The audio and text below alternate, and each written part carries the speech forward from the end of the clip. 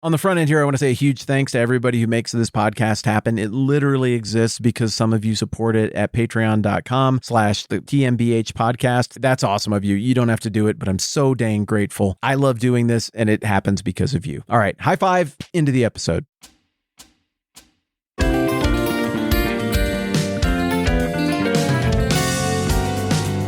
Philemon, yeah. Philemon, yeah. Hey everybody, it's Matt. This is the 10-Minute Bible Hour podcast, and we are working our way up to the little tiny New Testament book of Philemon. We've nodded to it a couple times in the early going here of this new season of the 10-Minute Bible Hour podcast, season 6. Philemon, just straight up, it's not going to take us very long to get through it. It's one chapter. It's only 25 verses. It is a very quick read, and I'd encourage you to go and read it even now.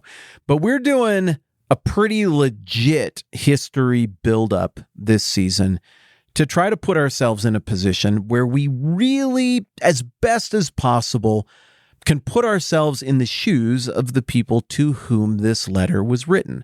Now, look, I'm just going to tell you exactly why I'm doing that.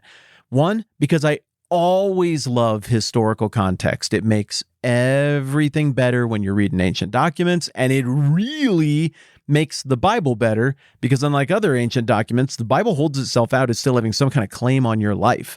It is living and active. It's sharper than any double-edged sword. That's what it says about itself. And to anybody who reads it, it speaks. The teaching of the scriptures is that the Holy Spirit, God the Spirit, can open your eyes to read what's going on there. It's alive. So it's different than other ancient documents. And that is why all the more I love the process of trying to put myself in the shoes of the people who were the original audience to these different parts of the Bible. Now, ultimately, that doesn't decode the Bible or get us into some new secret knowledge that you can only get on this cut rate podcast from some guy in his shed. No, we're not solving this thing anew. For crying out loud, we're building on top of the work of other people who've come for 2 millennia before us, who have carefully pored over the Word of God and thought about these things faithfully and come to different conclusions and made sense of it in their own times. But hey, we're on the stage of history right now. We have the baton.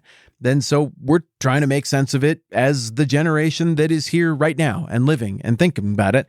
And so I love the historical context part of all of this. So yeah, are we taking a long time to get to Philemon? Yes, we are. But the second reason that I'm totally cool with how long we're taking to get to Philemon and doing all this historical context stuff is because Philemon is, how can I put this? Delicate.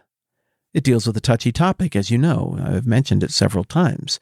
The issue in question is that Philemon is written from Paul to a guy named Philemon, and it's about Philemon's runaway slave who somehow sought out this guy whose name he had probably heard bandied about in this church in Colossae, Paul.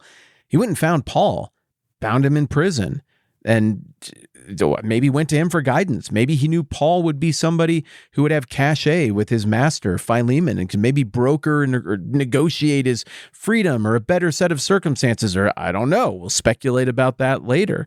And it works. This runaway slave, Onesimus, finds Paul, and he becomes a Christian in the process of all of this. Well, now Paul has somebody else's runaway slave, and the expectation is you give him back under punishment of law, but also there's this new family of faith thing that kind of changes the equation when it comes to stuff like social status, social standing, and jobs and prestige and who gets to be in charge and how it all fits together. So it's as we've discussed, it's a Kobayashi Maru. It's an unsolvable conundrum. It's a riddle. It's a pickle. And so because this is so delicate, and because it's not just delicate from the distant past, but delicate because of now, particularly because of, for the last 2,000 years, hey, guess who has really been into slavery? Everybody on planet Earth until a small majority of us here in the last 125 years. There are actually more slaves on planet Earth now, I've heard it estimated, than at any other point in time. So really, you could say we're still not over it. Humans like to enslave other humans. I'm not going to do the self-flagellation thing on this podcast where I'm like, oh, America, we're the awful ones and we should feel guilty. No, we're one of the awful ones who should feel guilty because our slavery was dirty and awful and horrible in its own unique way. But there's been dirty, awful, horrible, backstabbing slavery since the dawn of time, and we still haven't got it whipped. Well, guess what? If you still have people living in the institution or living memory of people who lived in the institutions or families whose lives are still in ways shaped by the institution of slavery that is in view and is in question in the book of Philemon, well, then it makes sense that we would take all the time that we can to really understand how the original audience would have received this letter, how they would have conceived of themselves culturally, how they would have conceived of people, how they would have conceived of themselves legally, so that we have the best chance possible of understanding the letter as best as possible, avoiding the extreme mistakes in interpreting a letter like this, like looking down our noses at these these idiots from the distant past who weren't enlightened like us. Granted, not a single person listening to this podcast has done anything to actually end slavery. Braver people before us handled all of that for us, where slavery has been snuffed out institutionally in my country and probably in yours. But, we still feel very proud of how much better we are than everybody else. Well, okay.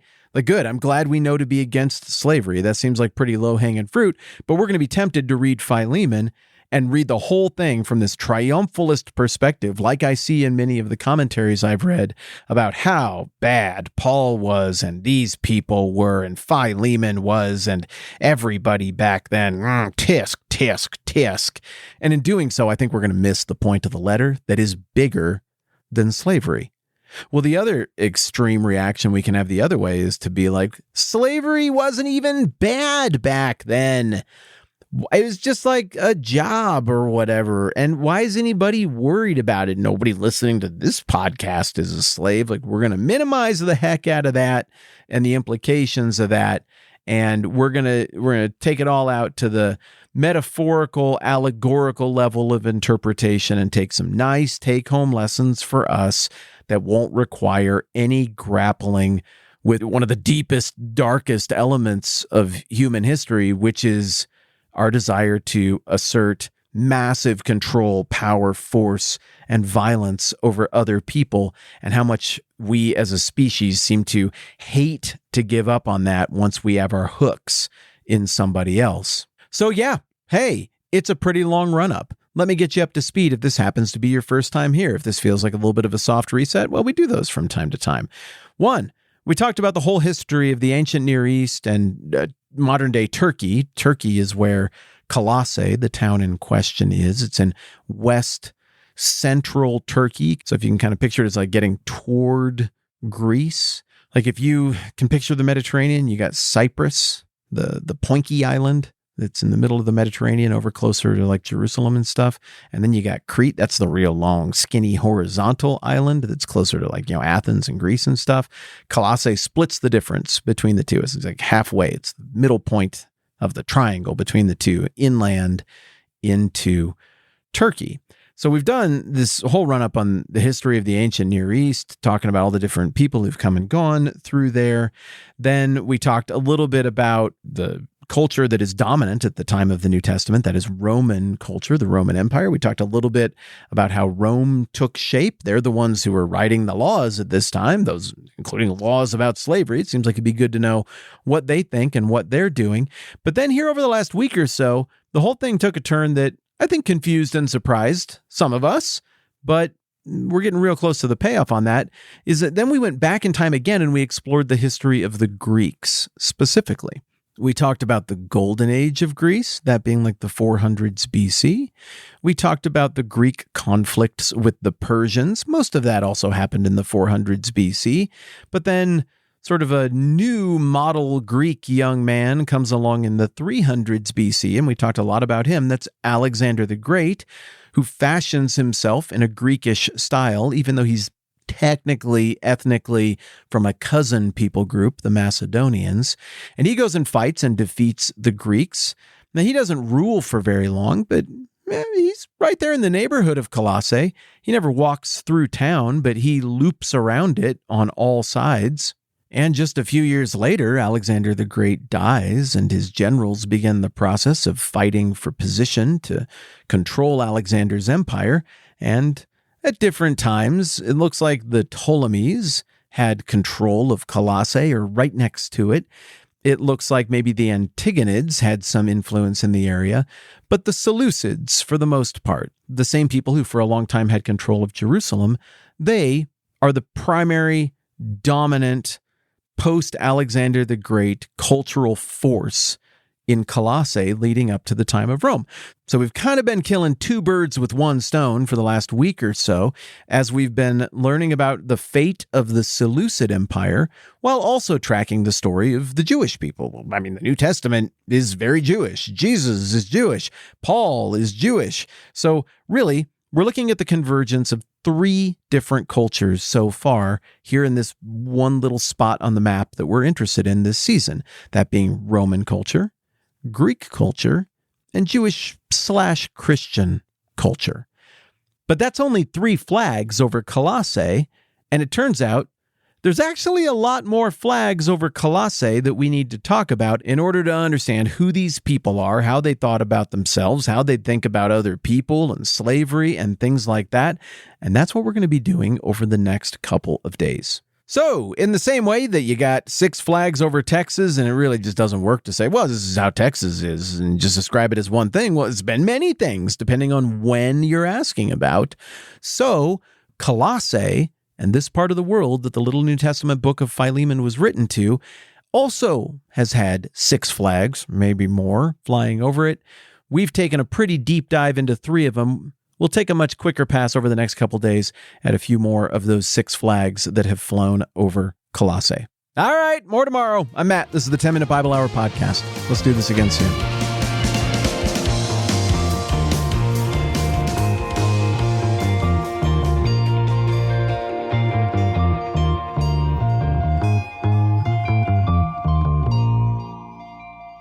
Ooh, go with everything's bigger in Colossae. That's